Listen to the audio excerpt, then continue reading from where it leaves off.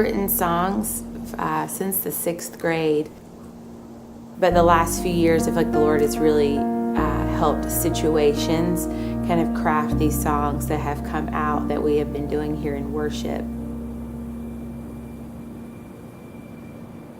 One of those, the title track for this album, is I Will See You That Way.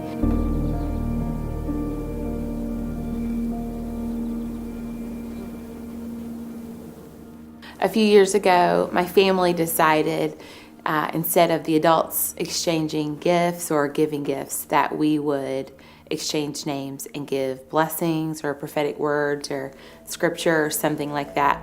And I drew my sister's name, and to be honest, I wanted to put her name back in the bowl when it came out. And the reason for that is she had been dealing with a major sickness in her body, and nobody could figure it out. She had been to medical doctors and she'd been to holistic medicine. Her skin started breaking out and all these blisters. She looked like she'd been burned like in a major fire over a lot of her body. And we have prayed and prayed and prayed about healing over her body, and nothing was seeming to happen at all.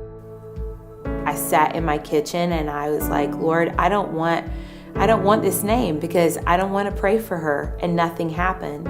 And I don't really, if I'm honest, I don't think anything is going to happen, because we have prayed and prayed and prayed and prayed and seen nothing.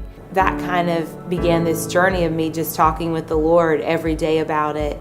It even came up time to Christmas Day when we were all sharing gifts. I went out on a run that morning and I was like, Lord, I still have nothing. I have nothing to say to her. I don't have a word from you. I don't even feel like I have a scripture.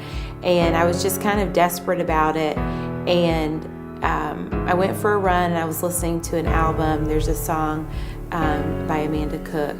And one of the lines is, you turn the bitter into sweet. You turn the winter into spring. And I was listening to that, and I felt like the Lord said, this is the word for your sister. Go back and tell her that this is the year I'm turning bitter into sweet. So I went back to the house and I ended up telling her that. But I also made her a promise that day that I would pray over her body every day. That was my gift to her until we saw breakthrough.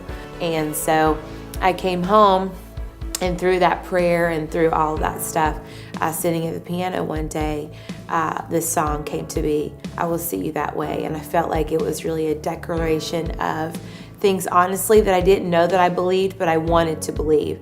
And so I made up my mind that I was going to just sing these things out until we saw the fullness of what those things were, and honestly until my soul came back into alignment with true belief. So it was really cool. One Wednesday night I was leading worship and decided to do I Will See You That Way, and in the middle of it I felt like the Lord asked me to give a call for healing for those that have been contending for things for long periods of time.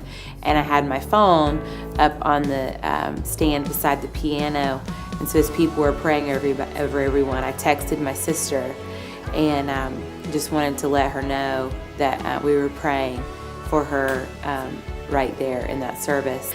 And she texted back and was like, actually, like, I've had a major turnaround today and had started feeling better than she had in literally years. And from that day on, every day was better. And so this past Christmas when we went home, it was incredible because our whole family got to surround her and just, I mean, like, you know, fun dance party. She is totally, completely healed.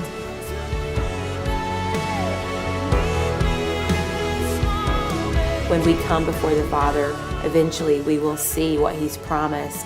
He is a mountain mover. He's an earth shaker. He is a perfect healer. And I'm making a choice to see Him that way. So that's where that song kind of came from, and why I feel like it's so powerful and why it connects. So I think we all have had a time in our life where we come to that moment where we just don't know if we really believe, if we're honest. And we have to make a choice to believe. Belief is a choice. It's not always a feeling.